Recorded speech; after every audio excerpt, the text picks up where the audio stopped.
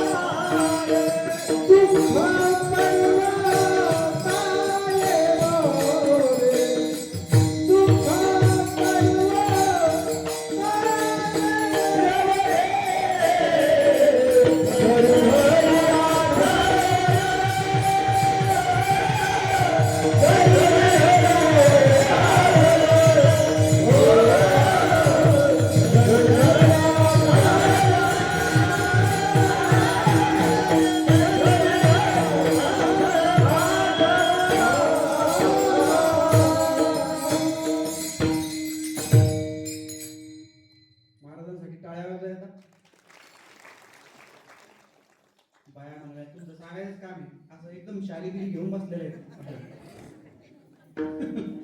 आणि कीर्तन ऐकता ऐकता किती भाग्यवान आहे पहा. माझं लक्ष बरं का सगळीकडे, कॅमेऱ्याचं माझ्याकडे पण माझं सगळ्यांकडे, बरोबर की नाही?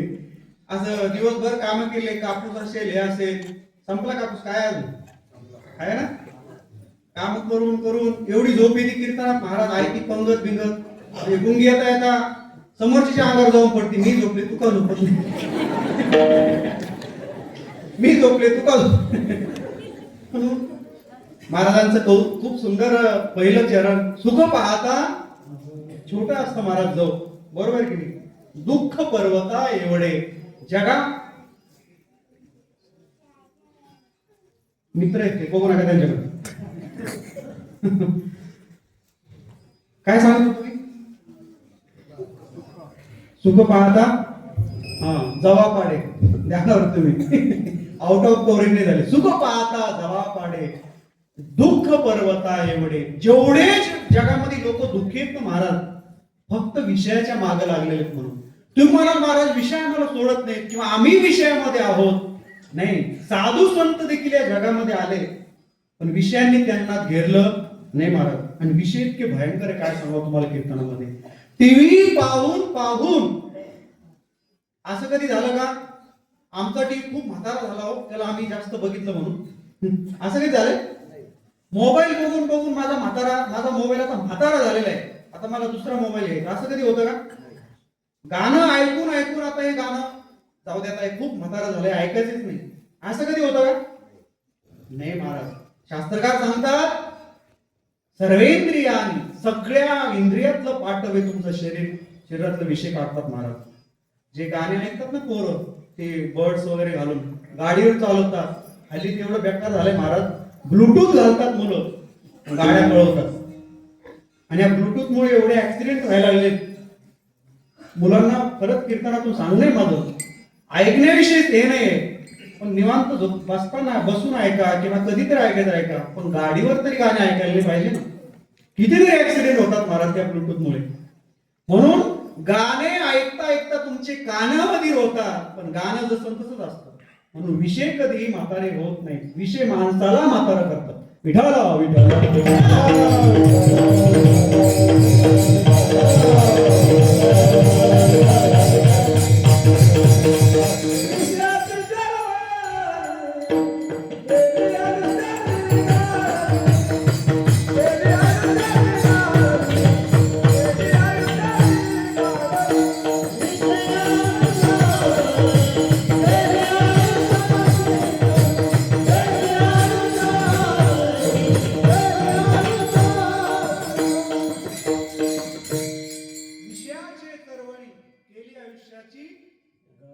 गाळणी महाराज. म्हणून जेवढी माणसे, ऐका माझं कीर्तन गांभीर्याने, जेवढी बदनाम होतात ना, तुम्ही बघता सोशल मीडियावर इकडे तिकडे, कुणी बदनाम केलंय ना, विषय बरबाद करतात हो. तुम्ही आयुष्यभर कितीही चांगले राहा, पण एक चूक घडली आयुष्यात, एक चूक, तर परत एक हिंदीमध्ये एक वाक्य, बूंद से गए तो हौद से. तुम्ही आयुष्यात किती परमार्थ केला, किती ज्ञानेश्वरी वाचली, किती काय काय गाथा पाठ केला, लोक काहीच पाहत नाही. एक चूक आयुष्यातून तुम्हाला उठवते, एक चूक. म्हणून गांभीर्याने का माझं कीर्तन, आयुष्यभर तुम्ही कितीही चांगले राहा, पण एकदा का तुमच्या नावाला डाग लागला, डाग परत डाग, तुमच्या शरीराला जर डाग लागला, तुम्ही प्लॅस्टिक सर्जरी करून तो घालवू शकता. तुमच्या चरित्राला जर डाग लागला ना, तर परत डाग निघत नाही हो महाराज, निघतच नाही. तुम्ही म्हणाल महाराज आमच्याकडे पैसे आहे, आमच्याकडे खूप गाड्या आहेत, आमच्याकडे जमीन, आम्हाला काय घेणे. अरे काय करतो, 2 गाड्या आहेत, रावणाची संपत्ती आपल्याकडे. रावणात तुकाराम महाराजांनी एका अभंगात केलेले रावणाच्या घराचं वर्णन केलेलं आहे महाराज. रावणाचं जे बेड होतं ना, बेडरूम अंडरग्राऊंड होता, अंडरग्राऊंड. अशा वरून पायऱ्या होत्या, त्या पायऱ्या खाली कशाच्या पायऱ्या होत्या माहिती का? पारा असतो ना, पारा, त्या पाऱ्याच्या पायऱ्या बनवलेल्या होत्या. पारा माहिती सगळ्यांना, रात्री अंधारात पूजन करतो पारा, पारियाचा रवा, तो पारा सांगतो मी तुम्हाला. त्याच्या पायऱ्या होत्या, रावणाच्या बेडरूम मध्ये उतरायच्या, आणि त्या पायऱ्या खाली अशी दिवे लावले जायचे. पारा ऑलरेडी रात्री चमकतो, आणि त्याच्या खाली प्रकाश लावला, म्हणजे कशा चमकत असतील ते. आताचे पीओपी हे काहीच नाही त्याच्याकडे. हिरे होते ना, हिरे, हिरे असे खाली फरशा होते हिऱ्याच्या त्याच्या घरात. कोणाच्या? रावणाच्या. काही काही लोक भौतिक श्रीमंत, 2-4 बंगले असतात, गाड्या असतात, पण डोक्यात वरचा मजला मोकळाच असतो, डोकंच नसतं, सगळं गुडघ्यातच भांडवल असतं. बघा तुम्ही काही काही लोक एकदम दिसायला स्मार्ट, धष्टपुष्ट असतात, बोलायला गेले की 2 वाक्य देखील चांगलं बोलतात त्यांना व्यवस्थित. पण रावण महाराज भौतिकतेतील श्रीमंत होता, एकदम लंकेसारखी सोन्याची लंका होती त्याच्याकडे, आणि विद्वत्तेच्या बाबतीत काय सांगा महाराज, रावणा इतका मोठा भक्त महादेवाचा आतापर्यंत कोणी झाला नाही. आतापर्यंत पूर्ण भारतवर्षामध्ये आपल्या वारकरी संप्रदायामध्ये आपण काय म्हणतो, जेवण करताना वदनी कमळ घेता, संन्यासी लोक काय म्हणतात माहिती का? रावणाचे तांडव स्तोत्र म्हणतात. कसे ते तांडव स्तोत्र? जटाटवी गलज्जल प्रवाह पावितस्थले कलेवलं विलंबितांबुजं तुंगमालिकां किशोरचंद्र तांडवं तनोतु शिव शिव.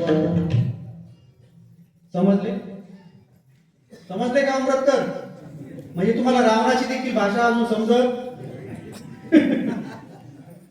विनोदाचा भाग सोडून द्या.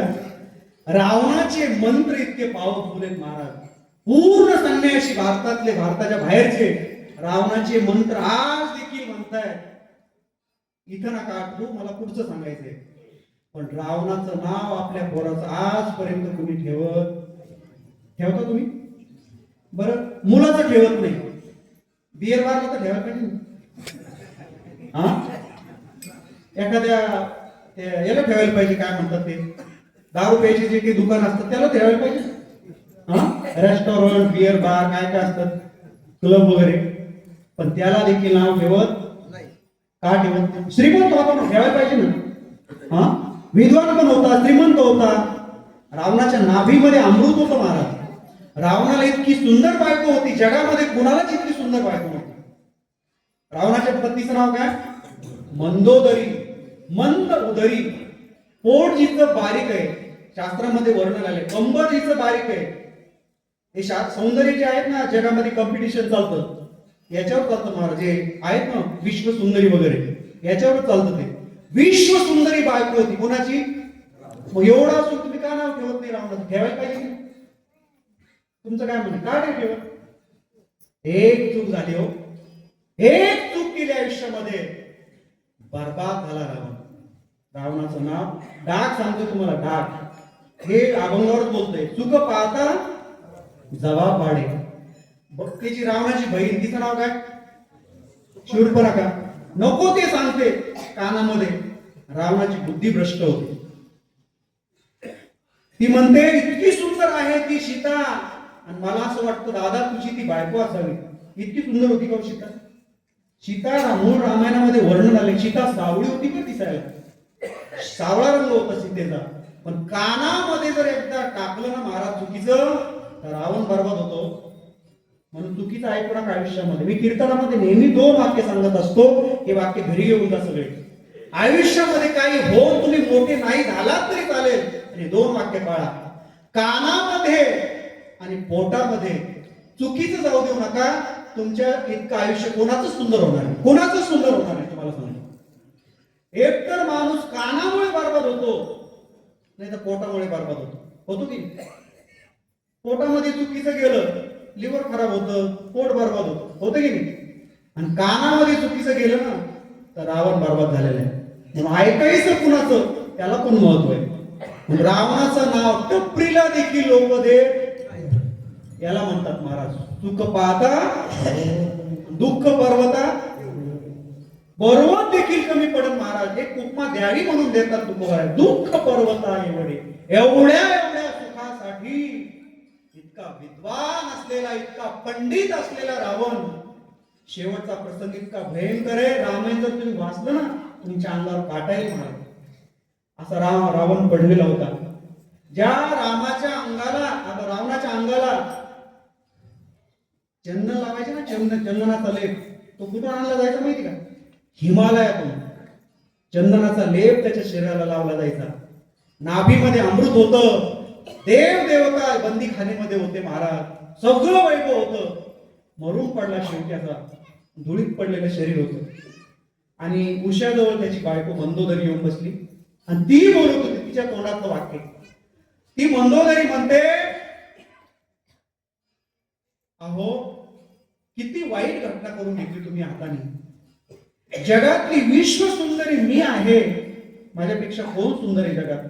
अशी सुंदर बायको तुम्हाला होती. मेघनाथ, इंद्राला हारून टाकावं, इंद्राला जिंकावं असा पोरगा तुमच्या पोटी आलेला आहे. नोकर चाकर आहे, देव तुमच्या बंदी शाळेत आहे, सोन्याचं घर आहे तुम्हाला.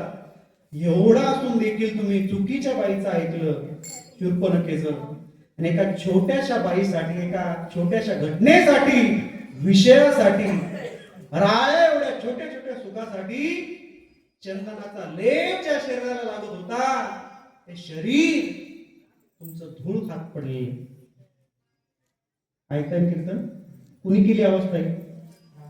हा, रामाने मारला हा भाग वेगळा आहे, तुम्हीच केली हो. मला सांगा, आता इथे सगळे जे बसलेले, तुमच्या काळात शाळा होती की नाही? बोला चला काढा. तुम्ही शिकले का नाही? किती शिकले? तुमच्या बॅचचे काही नोकरी लागले की नाही? हा, का लागले?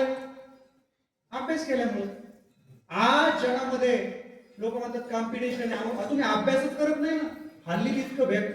अहो तुम्ही अभ्यास करा, नोकऱ्या तुमच्या पाठीमागे लागतात हो, तुमच्या पाठीमागे लागतात.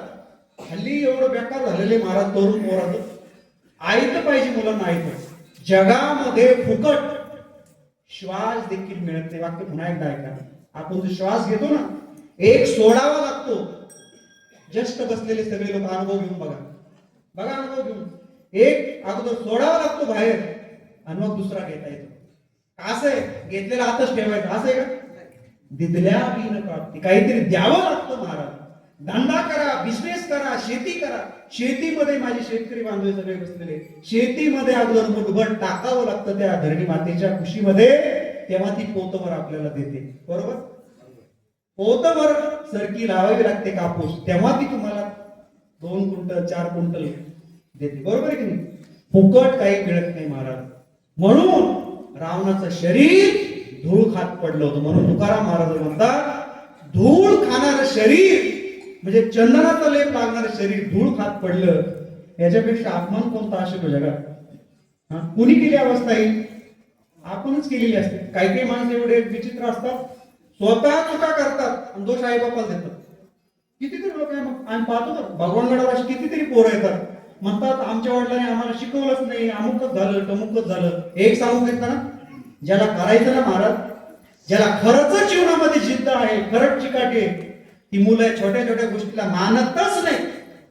काही काही अशी बावळट पोर आहेत, मी कीर्तनात नेहमी सांगत असतो, आत्महत्या करायला पळतात. आत्महत्या काही नापास झाले आत्महत्या, कोणी बोललं आत्महत्या. अरे बांगड्या भरून त्याच्या बया चांगल्या आमच्या माता भगिनी, किती संकट येऊ द्या कधीच हार मानत नाही महाराज आमच्या माता भगिनी. त्यांना शक्ती म्हटलेली नारी शक्ती. कीर्तनामध्ये नेहमी वाक्य सांगत असतो मी, नजर रोखुनी नजरेमध्ये आयुष्याला द्यावे उत्तर. कधी हार मानली नाही पाहिजे महाराज. छोटे छोटे संकट येतात. पण मला सांगा, आपल्याला आता 2-3 दिवस मला भाकरच भेटली नाही खायला, असं कधी घडलंय तुमच्या आयुष्यात? इतके तर श्रीमंत आहोत ना आपण महाराज. तुकाराम महाराजाला जेवायला देखील भेटलं. आपल्याला 2 तास जरी लेट झालं तर आपण लगेच खवळतो घरच्यांवर, पण तुकाराम महाराजांना जेवायला देखील भेटलं नाही महाराज. म्हणून संत आपल्याला सावध करतात, विठाला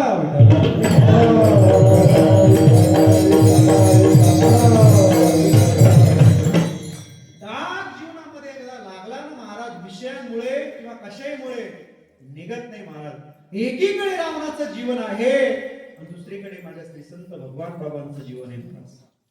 एक छोटासा आ जीवनामध्ये आला, एक छोटासा डाग जीवनामध्ये लागू लागला, सहन केलं नाही महाराज. बरं ऐका गांभीर्याने कीर्तन.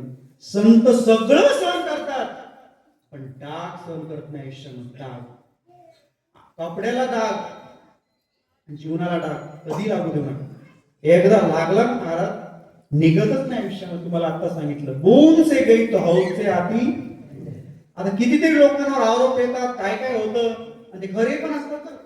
पण बाबांनी तसं कृत्य केलं होतं का? भगवान बाबांनी, तुम्हाला पूर्ण घटना नाही सांगत, जे थोडक्यात सांगतो.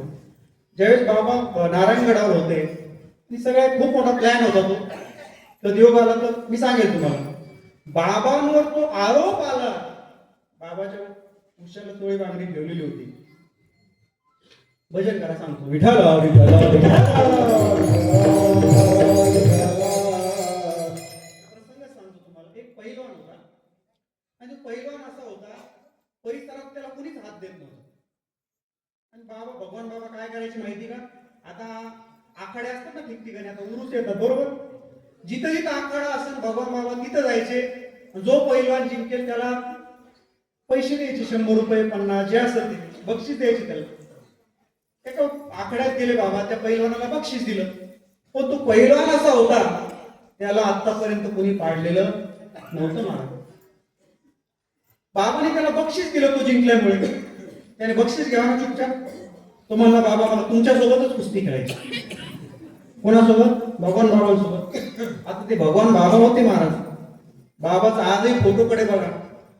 मी नेहमी कीर्तनात सांगत असतो, कितीही संत महाराज, कितीतरी संत आहेत, बोटावर मस्त आहेत एवढे संत गल्लोगल्ले, पण भगवान बाबा इतके स्मार्ट संत आतापर्यंत झालेच नाही हो.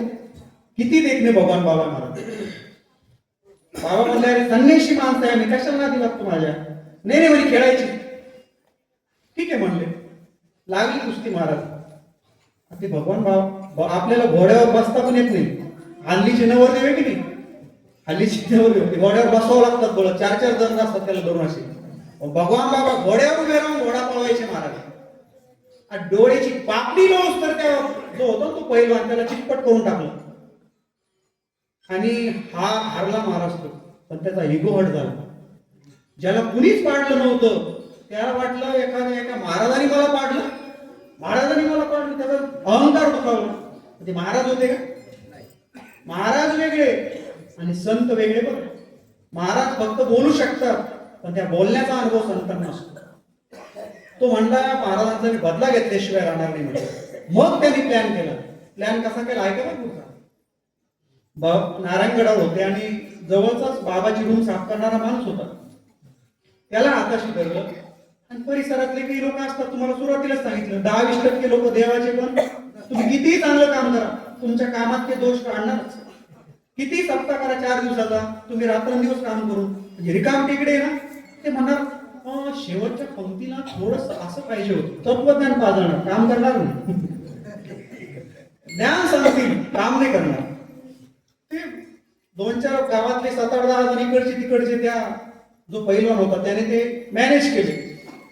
सकाळचा समय होता, बाबा शौच विधीला बाहेर गेले होते. ऐका बरं प्रसंग. मग तो माणूस बाबाची रूम साफ करणार, बेड साफ करणारा, त्याला काही पैसे दिले असतील. त्याला सांगितलं आम्ही दारावर ये ना, भगवान बाबा तिथं ये ना, तेवढ्या टायमात तू काय करायचं, बाबाची ती गादी आहे ती काय करायचं, काढायचा प्रयत्न करायचा. गादीच्या खाली होऊन चोळी आणि बांगडी काय करायची, काढायची म्हणले आणि आम्हाला ती फक्त दाखवायची, एवढंच काम. त्याला काही पैसे बिशे दिले असतील. त्यांनी प्लॅन केला. बाबा शौच देऊन नेमके दारात येणं आणि चांडाळ चौकडी तिथं येणं. त्या आतल्या माणसाने ती गादी काढली आणि लगेच ती चोळी बांगडी बाहेर काढली.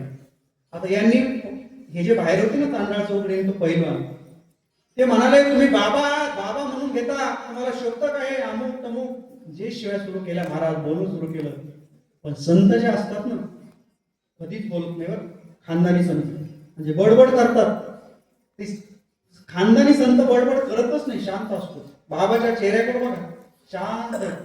बाबाला पाहिलेले लोक पण असतील म्हातारे कोणी, काय बोलत होते बाबा, काही बोलत नव्हते. फक्त त्यांच्याकडे पाहून आम्हाला समाधान वाटत होतं. आणि बाबाची टांगे आमच्या भागात यायचे, त्या टांग्याच्या पाठीमागे धूळ उडायची, त्याच्या मागे आम्ही पळायचो. आणि बाबा काय बोलत होते, बोलणं कुणाला आठवत, संत बडबडच करत देत महाराज. ते प्लॅन केला, त्यांनी चोळी काढली. म्हणले तुम्ही शोभतं का तुम्हाला असं तसं. बाबा काहीच बोलले नाही. ठीक आहे म्हणले. निघून गेले खाली. पखाडलोय नारायणगडाच्या पायथ्याला, तिथे एक तलाव झालेला आहे, जमीन होती त्या ठिकाणी. बाबा तिथे गेले. रस्त्याने एक माणूस भेटला. त्याच्याकडून बाबाने आडकिता घेतला. म्हणले अरे तुझ्याकडे आडकिता आहे का? माझ्याकडे सुपारी, पण मला आडकिताच नाही माझ्याकडे. हा म्हणे बाबा आहे ना म्हणे. आडकिता घेतला. पखाडलो मध्ये गेले बाबा. आणि ज्या इंद्रियांमुळे बाबाला डाग लागू लागला, ते इंद्रिय बाबाने कापून टाकलं महाराज. आणि जे इंद्रिय कापलं नाही का बरं पुढचा प्रसंग. इंद्रिय कापलं बाबांनी आणि जिथं रक्त सांडलं होतं तिथं पवित्र तुळशीच्या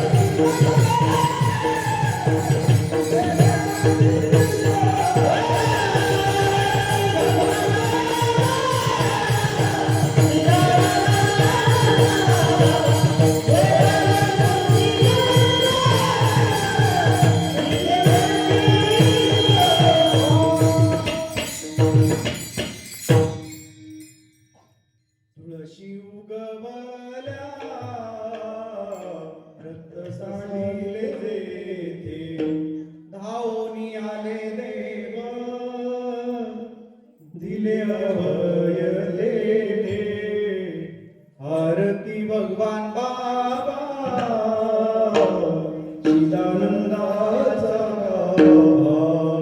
वैराग्य मूर्तिमंत दिसे शांतीची शोभा.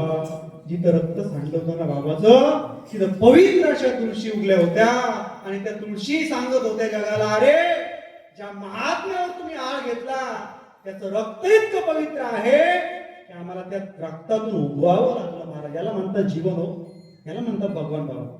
रक्त उगलं महाराज, रक्तातून तुळशी उगवलेल्या आणि त्या पाहिलेली लोक आज सुद्धा जिवंत आहेत.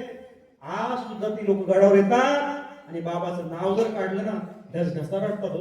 बाबांना पाहिलेले लोक आज सुद्धा महाराज. असा साधू होणेच नाही जगामध्ये. अनंत साधू होऊन गेले. कुणी इकडं पाहतो, कुणी तिकडं पाहतो, कुणी काय काय सांगतील, कुणी वर काय करील, कुणी काय शिकवेल. एक असा साधू आहे भगवान बाबा. अंधश्रद्धा कधी शिकवत नाही शिकवत अंधश्रद्धा.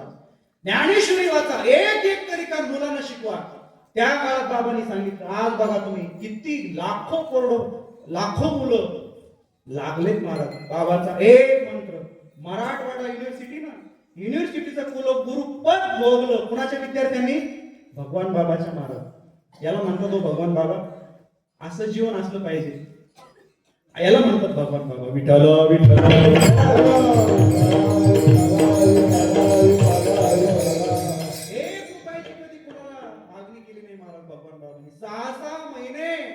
आंबेजोगाईच्या डोंगरामध्ये जाऊन बाबा तपश्चर्या करायचे. लोमटे परिवार आहे तिथं आंबेजोगाईमध्ये, अजून पण जाऊ शकता तुम्ही.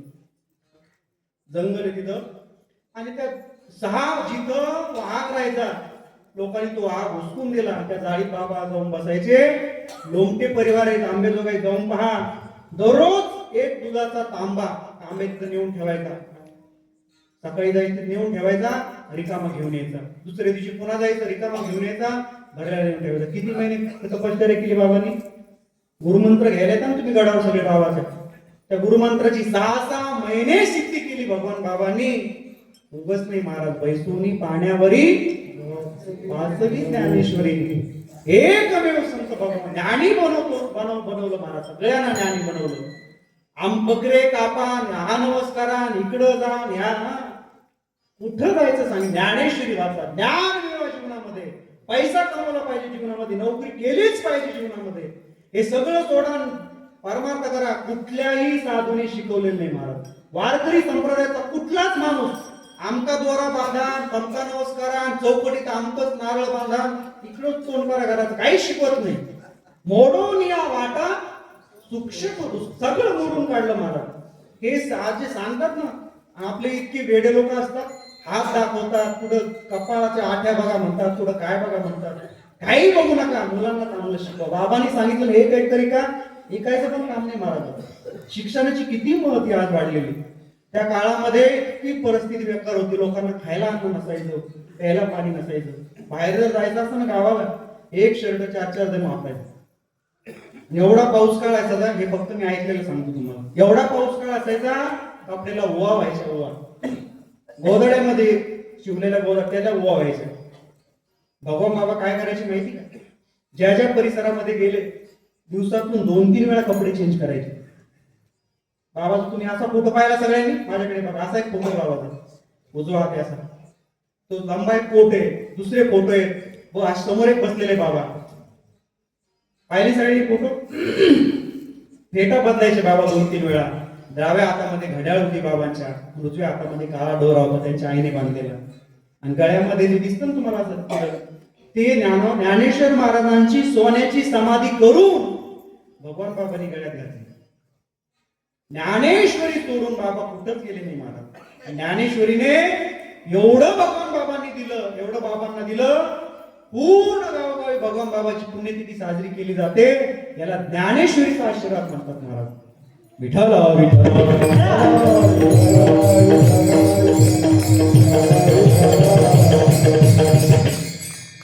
नाशी पोर जन्माला यायला भाग्य पण लागतो. भगवान बाबा सारखी पोर कोटी येण्यासाठी.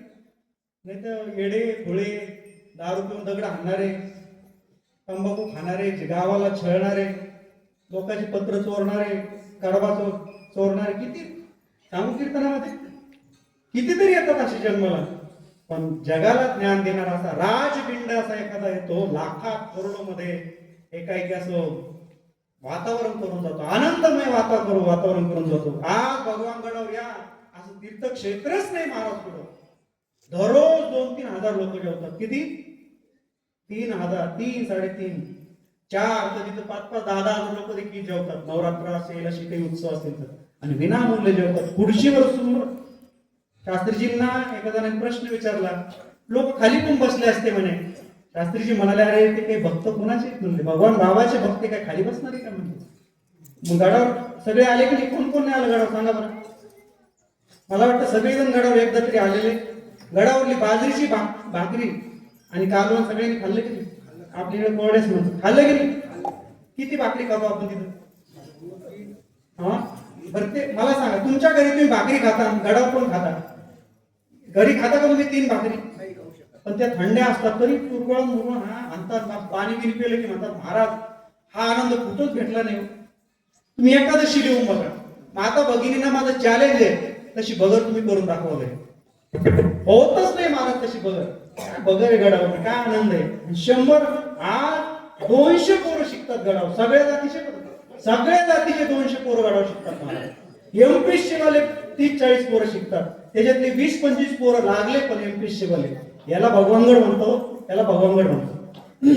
आपण फक्त लांबून पाहतो, काहीच माहित नसतं गडावर. प्रत्येकाला माझी विनंती, गडावर या. हल्ली पोरांना तुम्हाला सांगणं आहे, तरुण पोरांना, मुलीचं प्रमाण कमी आहे, लग्न होत नाही. कमीत कमी आमच्याकडे तरी या. इकडं घर का ना घाट का, बरोबर आहे मी महाराज? कमीत कमी आमच्या सोबत आले कीर्तन तरी करतील. तुमच्या पायापैकी लोक कीर्तन केल्यावर, बरोबर आहे की? आता मुलं येऊन 30-30, 40-40 वर्षाची नवरदेव बिनधास्त गावामध्ये, प्रत्येक गावामध्ये पण आहे नवरदेव. आपल्याच गावात नाही. आपल्या गावात किती आहेत? गावात किती आहेत? वा, गावासाठी टाळ्या वाजवा बरं का. बाबा परत ऍडव्हान्स बाबा आहे, याला म्हणतात बाबा. बाबा एक नंबर. बाबा चेहऱ्यावर तेच पण बघा. बाबा किती मुलं आहे तुम्हाला? बघा, याला म्हणतात सुखी संसार. सगळा प्रपंच करून, मी कधी कीर्तनात सांगत असतो, संसारात ना माणूस जर हसला ना महाराज, त्याच्यात का भाग्यवान तोच. इतके तुम्ही चटके खाताय, बायकोचे, भावकीचे, गल्लीचे, गावाचे, तरी तुम्ही हसताय.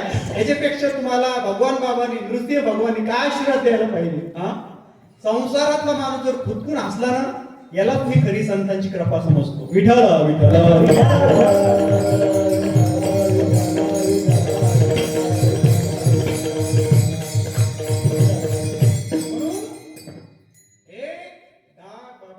केला नाही महाराज. म्हणून बाबाच्या फोटोवर एक ओवी लिहिली. असायला ना, कुठली ओवी? बाबाच्या फोटोच्या पाठीमागे ते आता आलं. हा, चंद्र मेघे लांछन मार्तंड जे तापहीन. ऐका ओवी कशी आहे. फक्त आपण म्हणतो सनातन म्हटल्यामुळे अर्थ कळत नाही. चंद्र आहेत, संत कसे आहेत? चंद्र इतके शीतल आहेत, चंद्रापेक्षा जास्त शीतल आहेत. चंद्रही शीतळ आहे आणि भगवान बाबा शीतळ आहेत. फरक बघा दोघांमध्ये कसा आहे. बाबाला डाग लागू लागला, लोक लावू लागले, बाबाने अंग कापलं, लोकांची हिंमत झाली नाही महाराज डाग लावायची. परत म्हणून बाबा चंद्र शीतळ आहे पण चंद्राला डाग आहे. बाबा शीतळ आहे पण निष्कलंक भगवान बाबा आहेत, निष्कलंक आहे. म्हणून कीर्तनात नेहमी सांगत असतो, संत सगळं सहन करतात. तुकाराम महाराजांच्या अंगावर उकळतं पाणी टाकलं लोकांनी. छत्रपतींना लोकांनी खूप त्रास दिला. खूप काही जीवनामध्ये लोक सहन करतात, पण डाग सहन करत नाही. लक्ष्मण रामायणातील सीता नको नको ते बोलते, सहन करत नाहीत महाराज संत. नको नको ते बोलल्यामुळे रावण जीवनामध्ये येतो आणि अपहरण कोणाचं होतं? हा, लक्षात ठेवा. संतांना चुकीचं बोलू नका. मग संतांना कुठल्याही अँगलने जर त्रास दिला ना, तो देवाला सहन होत नाही महाराज. विठ्ठल विठ्ठल.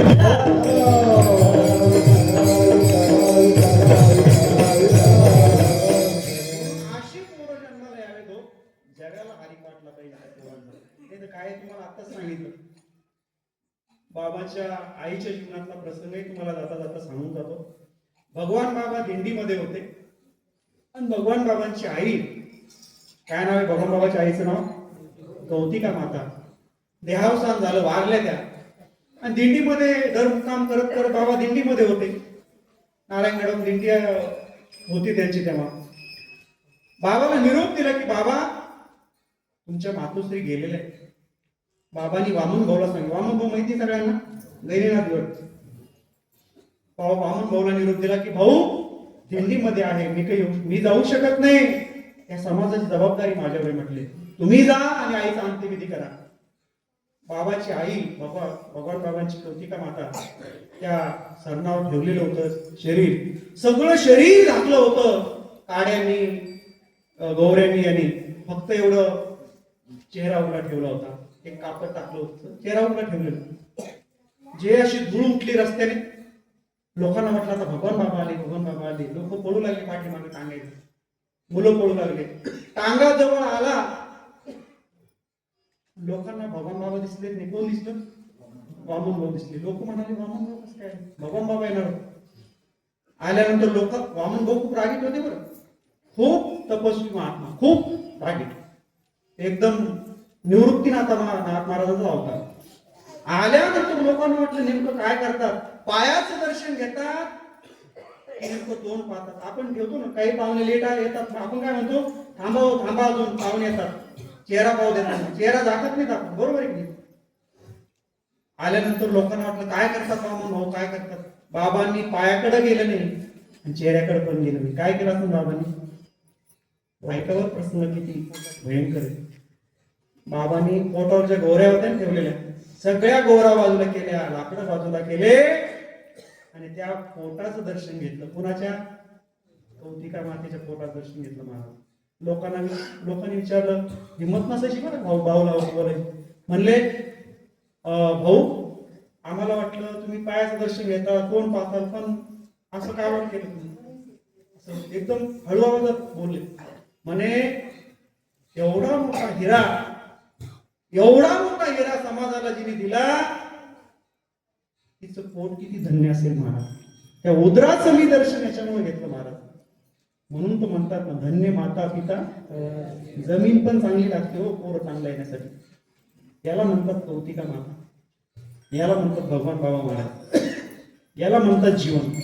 नाही तर आताच तुम्हाला सांगितलं, कितीतरी पोरं दरोडे करणारे, दारू पिणारे, पार्ट्या करणारे, तंबाखू चोरणारे, गाड्या तोडणारे, शायनिंग मारणारे, किती जीवन का महाराज. बाबा ज्या खुशीतून जन्माला येतात त्या खुशीचं दर्शन घेतलो माझ्या भावाने आणि म्हणाले, धन्य धन्य दयाची खुशी, भगवान बाबा जन्मले. असा राजविंडा पोरला जन्माला यायला पाहिजे. विठ्ठल विठ्ठल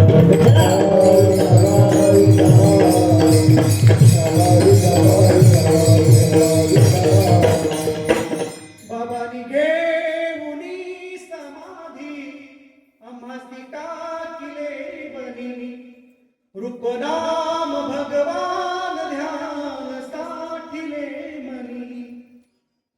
हे भगवान बाबा आहेत महाराज. गेले नाही ते अमर झाले. भगवान बाबाचे दर्शन मज झाले. हो हो बाबानी घेऊनी समाधी आम्हासी टाकिले बनी, रूपनाम भगवान ध्यान साठिले मनी. याला भगवान बाबा म्हणतात महाराज. आणि किती पुण्यतिथी बाबांची आपल्या गावात दुसरी. भगवान बाबाची किती वर्ष झाले भगवान बाबांना. भगवान बाबा आपल्या गावात देखील आले. किती लोकांनी पाहिले बाबा सांगा बरं. काय बोलत होते भगवान बाबा? काही बोलत होते. आणि तो महाराज बाबा किनगावराजा बाबा येत होते बरं. सगळ्या परिसरात फिरायचे. आपल्या गावात का पखवाज होता, का विना होता, का काय होता. आता झालंय सगळं. बाबा कधीही लोकांना दुखवलं नाही बरं या महात्म्याने, कधीच दुखवलं नाही महाराज. गावात गेले अंदाज घ्यायचे, मंदिर आहे का, तिथे जाऊ बस थांबायचे बाबा. आणि जर गावात पखवाज नसल, विना नसल, काही नसल ना, मग असं नव्हते म्हणत आता हल्लीचे महाराज लोक आम्ही खूप शायनिंग मारतो लोकांवर, मृदंग चांगला पाहिजे, असं पाहिजे, तसं पाहिजे, आमचे कुठं नाही. पण ते संत होते महाराज. विना पकवास काही मंदिरात दिसला नाही ना, बाबा आईला डोकं लावायचे. बाबा म्हणायचे, लोक म्हणायचे बाबा थोडं कीर्तन सांगा ना. बाबा म्हणायचे अरे वेड्या हो, तुमचं गाव मला सांगा, पोरगी जर माहेरी आली काही काम करते का? लोक म्हणायचे नाही करत बाबा. अमृत म्हणजे माझं माहेर आहे, मग मी आता काम करायला. मग लोक म्हणे नका नका बाबा नका कीर्तन करू. मग बाबाच्या जवळ लोक बसायचे, अशी नुसते बसायचे. बाबा त्यांना सांगायचे कसं चाललं काय चाललं. आणि बाबा इकडे श्रीमंत होते महाराज. कितीतरी संस्थांना बाबांनी निर्माण केले, कितीतरी शिक्षण संस्था उभ्या केल्या. नुसतं तुम्हाला आता सांगा अंधश्रद्धा कुठं सांगितली नाही, शिक्षण दिलं पोरांना. आणि आमचे गुरुजी आज आम्हाला अभिमान आहे, आम्ही पूर्ण महाराष्ट्रभर सांगतो एकमेव न्यायाचार्य, पूर्ण महाराष्ट्रामध्ये एकमेव न्यायाचार्य कोण? डॉक्टर नामदेव शास्त्रीजी महाराज, एकमेव न्यायाचार्य. कुठं अंधश्रद्धा सांगत नाही. तुम्ही युट्यूबला ज्ञानेश्वरी ऐकत असाल, 100 पोर आहेत सर, 10-15 पोर गडाची PhD झाले. महाराज आणि PhD हल्लीच्या लोकांना गणित समजत नाही. महाराज पण असा वेल एज्युकेटेड असला पाहिजे. महाराज मला सांगा, ऐकणारे जर चांगले शिकलेले, सांगणारा पण शिकलेला असला पाहिजे ना. कसे तरी कपडे घालायचे, पाहतो एकीकड चालला तिसरीकड, तुमचं ऐकतील का लोक? तुम्ही जर चांगले कपडे घालून गेले एखाद्या बँकेमध्ये असं कुठं, लोक लगेच तुमचं इम्प्रेशन विचारतात तुम्हाला. तुम्ही जर कितीही तुमच्याकडे पैसे असू द्या, किती डिग्री असू द्या, एकदम खराब कपडे घालून गेले ना, तिथलं तो चपराशी पण म्हणतो की म्हणून स्टँडर्ड राहायचं शिकवलेलं बाबा. कसं स्टँडर्ड शब्द वापरतो मुद्दा, एक विषय सोडू नका. बाबा दिवसातून 2-3 वेळा फेटा बांधायचे. बाबाचा फोटो बघा तुम्ही, त्याला पिंपळ पाणी फेटा म्हणतात. एकदम असे काही आमचे महाराज होते ना, आरशात पाहून घालतो आम्ही फेटा. बाबा हाताने न आता फेटा घाल, दिवसभर फेटा असायचा महाराज. उंच भारदार शरीर यष्टी, कमळासारखं नाक बाबांचं, एकदम सुंदर असं चेहरा बाबांचा, असं पाहतच राहावं वाटतं महाराज. दिशे शांतीची शोभा, याला म्हणतात भगवान बाबा. म्हणून भगवान गडावर महाराष्ट्राचे पहिले मुख्यमंत्री यशवंतराव चव्हाण आले होते आणि तिथं भगवान छात्रालय बाबांनी उघडलं होतं. त्याच्यानंतर बाबांनी संभाजीनगरला, ज्या अगोदरचं औरंगाबाद होतं, संभाजीनगरला तिथं भगवान छात्रालय उघडलं होतं. ती जागा एक जणाला चालवायला दिली होती, ते प्रकरण वेगळं आहे.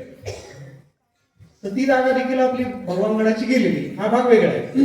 पण बाबांनी संभाजीनगरला खेड्यापाड्यातल्या मुलांना शिकता यावं. आता जर तुम्ही संभाजीनगरला गेले दवाखान्यात किंवा एखादा मुलगा शिकायला आहे, महिन्याची कमीत कमी 5,000 रुपये खर्च आहे तुम्हाला. एका पोराला जर MPSC काही करायचं म्हणलं तरी, तुमचे पोर असेल कोणाची संभाजीनगरला, तर 5,000 रुपये गरीब माणूस नाही करू शकत. बाबाने तिथं हॉस्टेल खोललं, म्हणले टेन्शन घेऊ नका, तुमच्याकडे पैसे नाही ना, माझ्या हॉस्टेलमध्ये आणून टाका पोर. बाबाच्या हॉस्टेलचे पोरं मोठ्या मोठ्या पदावर गेले हो. तात्यारावला आणि माहिती सगळ्यांना, तात्यारावला आणि माहिती सगळ्यांना, कितीतरी लाख त्याने ऑपरेशन केले महाराज डोळ्याचे. ते बाबाच्या विद्यालयातील विद्यार्थी माहिती सगळ्यांना. याला म्हणतो भगवान बाबा महाराज. म्हणून एकरिका आपण मुलांना शिकवा, चांगलं राहा, चांगलं खा, चांगलं प्या आणि आनंदाने जगा. पवित्र गळ्यामध्ये तुळशीची माळ ठेवा, कुणालाही त्रास देऊ नका, हे बाबांनी शिकवलेलं आहे महाराज. पुन्हा एकदा मोठ्या प्रेमाने हात वर करावं सगळे.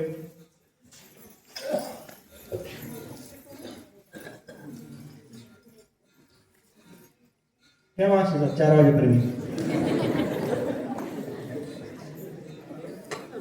काय म्हणा मा आतापर्यंत चांगलं सांगत होते, आता लईच बेकार केलं.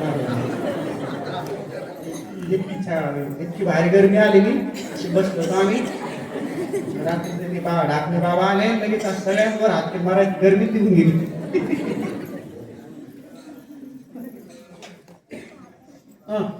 केले खाली, अरे काही नाशी केले. हा वर करा. विठोबार कुमाये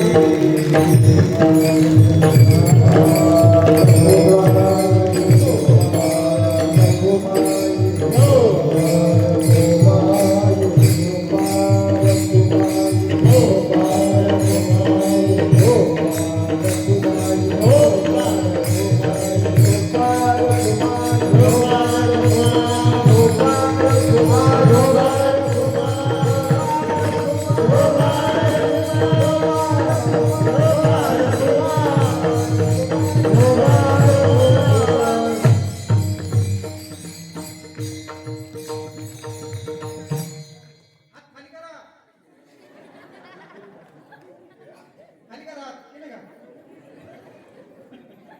खाली करायची गरज पडत. चांगलं शिकण्यासाठी प्रयत्न करावा लागतात हो. वाईट म्हणजे खाली करणं हात वाईट आहे असं नाही मला म्हणायचं बरं. पण जर तुम्हाला चांगलं शिकायचं असेल तर प्रयत्न करायला लागतात. म्हणून भगवान बाबाच्या पुण्यतिथीच्या निमित्ताने हा सप्ताह सुरू आहे आपला, हा कार्यक्रम सुरू आहे. अभंगाचं तिसऱ्या चरणामध्ये सांगितलेलं आहे. दुसऱ्या चरणामध्ये काय, धरी धरी आठ बन, दोनदा शब्द वापरलेला आहे. मुलगा जर ऐकत नसेल तर आई म्हणते अरे आई बाळा, आई आई दोन दोन वेळा सांगते. तसं संत आपल्याला सांगतात ऐका. जे शब्द आहेत ना, धरी धरी आठवण, या दोन शब्दावर सगळा काकडा आहे बरं. काकड्याचे अभंग तुम्ही पहा. उठा जागे भारे आता, स्मरण करा पंढरीनाथ, भावे जगनी देवा, चुकवी व्यथा जन्माच्या, धनदारा पुत्र. जागे केलेले पूर्ण काकड्याचे अभंग पहा. काकडा म्हणजे काहीतरी सकाळी उठायचं शायनिंग, तसं नाही, जागी केलेले महाराज समाजाला. एकमेव संत शास्त्रात तुम्हाला अज्ञानाच्या निद्रेतून जागी करतात होते. अज्ञान म्हणजे काही कुठंतरी आहे म्हणून ते ब्रह्मन माया हे सगळं डोक्यातून काढून टाकाय. सगळं अज्ञान म्हणजे काय माहिती का, आपण आहे त्या परिस्थितीमध्ये शांत असतो. थोडंफार शिक्षण झालं, काही काही पोरं 12वी तर शिक्षण सोडून देतात, काही मुलं 10वी नापास झाले तिथंच बंद पडतं, काहीच्या जीवनामध्ये थोडं काही झालं तिथंच बंद. तसं नका करू. त्याच्यातून जागरूक झालं पाहिजे महाराज, खळबळून जागं झालं पाहिजे. वेदामध्ये वाक्य आलेले, उत्तिष्ठत जाग्रत प्राप्य वराण्य बोधत, क्षुरस्य धारा निशिता दुरत्या,